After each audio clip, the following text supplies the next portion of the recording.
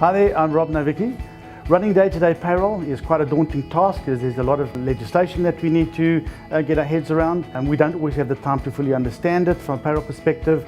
So it's useful to come along to the seminar where we'll digest all of the legal ease around the legislation. We'll unpack it, we will have a look at how we can do this easily in the payroll, and I'll be giving some ideas as to what to look for in your payroll and what to do, how to implement it from a practical point of view. We're going to be covering some very specific topics. You would have heard about the extension of the ETI scheme. There are a couple of changes to that around how it must be run, how the process actually works. We're going to talk you through some of the changes to make it easier for you and to make sure that you're compliant for the next 18 months. Retirement reform itself, as you know, that was quite a biggie.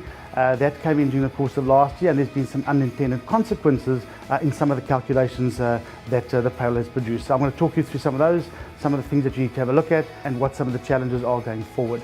And then finally, there's been a lengthy debate around taxation of dividends. As you know, in the past we taxed the dividends using the STC concept.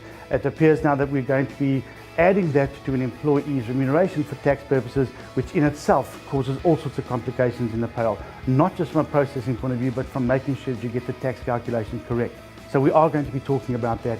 One last item that we are going to chat about at the seminar is all of the changes or potential changes coming up around the submission of your easy file information. There are some changes ahead for the year.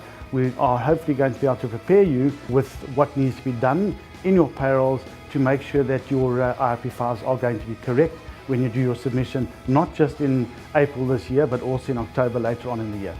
I look forward to seeing you all at the seminar, and I trust that you'll enjoy it as much as I enjoy talking to you, and hope to see you there.